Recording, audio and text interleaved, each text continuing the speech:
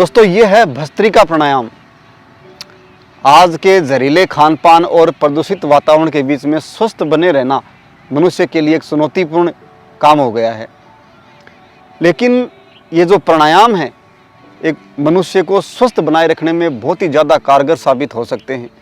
यदि हम रोज़ 15-20 मिनट का समय भी अपने शरीर को इन प्राणायाम के ज़रिए अगर देते हैं तो निश्चित रूप से हमारे जीवन में एक शक्ति का संचार होगा और जितना भी हम दिन भर में प्रदूषित वायु अपने भीतर लेते हैं तो उसकी छंटनी होगी, फेफड़े मजबूत होंगे, शरीर का हीमोग्लोबिन है वो बढ़ेगा, हमारे भीतर आने वाली जो संभावित बीमारियां हैं वो दूर होंगी और जीवन एकदम खुशहाल होगा।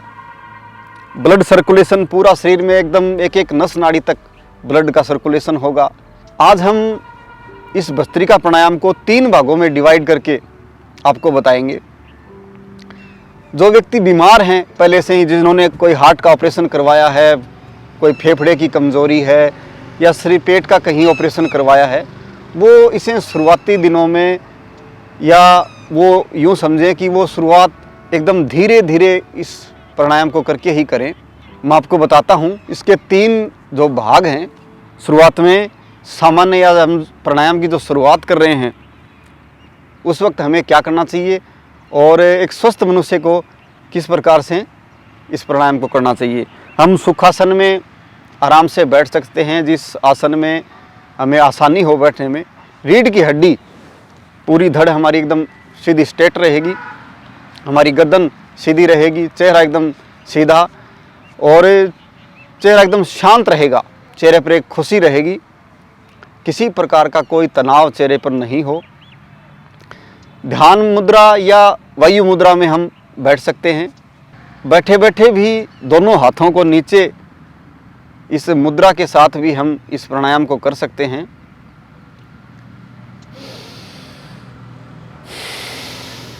पूरा लंबा गहरा श्वास फेफड़े में भरेंगे, पूरा का पूरा खाली करेंगे, फिर भरेंगे, फिर खाली करेंगे। लगातार ये 2 से 5 मिनट तक हम लगातार इस प्राणायाम को कर सकते हैं। अगर हम धीरे करें हैं तो 5 मिनट तक भी हम इस प्राणायाम को आसानी से कर सकते हैं।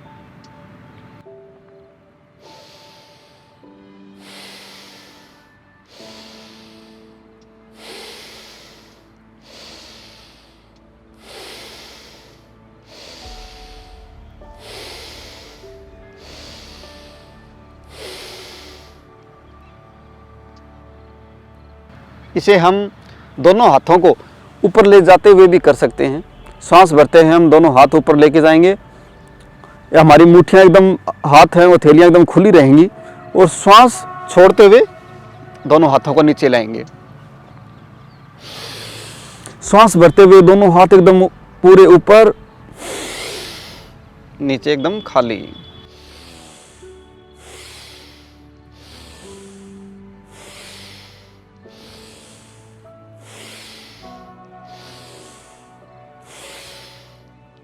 इस प्रकार से जो व्यक्ति प्राणायाम की शुरुआत कर रहे हैं या जिन्हें किसी प्रकार की बीमारी है वो धीरे धीरे इस प्राणायाम को कर सकते हैं। इसके अलावा जो व्यक्ति कुछ स्वस्थ हैं, ठीक हैं, वो इसे मध्यम और तेज़ गति के साथ भी कर सकते हैं। मध्यम गति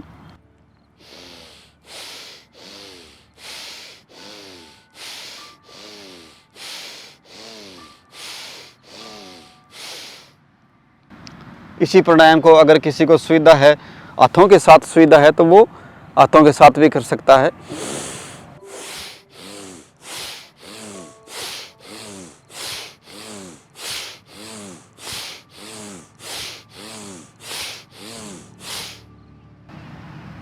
ये मध्यम गति। अब हम तेज गति के साथ इस प्राणायाम को करेंगे। इसी मुद्रा में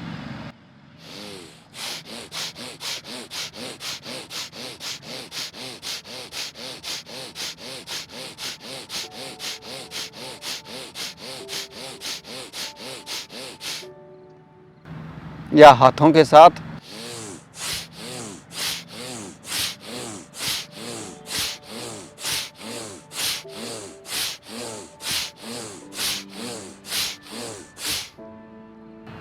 ये है तेज़ गति।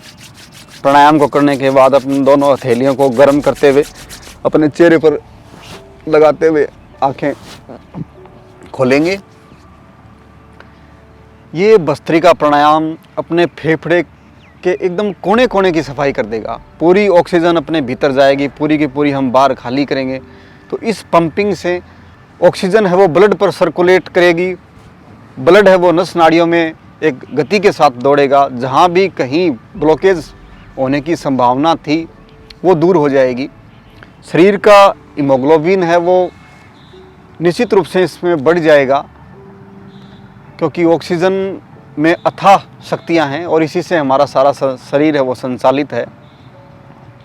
प्राणों के बिना हम 2 मिनट भी नहीं रह सकते, और प्राण यूँ तो 24 घंटे आते जाते रहते ही हैं, लेकिन एक विधि के साथ और सुबह सुबह अगर हम इन प्राणायामों को करते हैं, जानबूझकर श्वास लेते हैं छोड़ते हैं, जानबूझकर लेते हैं छोड़ते हैं, तो इस प्राणायाम से हमारा शरीर एकदम स्फूर्तिवान ऊर्जावान हो जाएगा। हम एकदम स्वस्थ मस्त रहेंगे। इस प्राणायाम को हम 100 बार करने का प्रयास करें। 100 श्वास हमें जानबूझकर लेनी छोड़नी है ही। और इस प्राणायाम से हमें ये महसूस होगा कि हमारा शरीर है वो एनर्जेटिक हो गया है, ऊर्जावान हो गया है। तो ये प्राणायाम हम रोज़ लगातार करें। शुक्रिया। जय हिंद।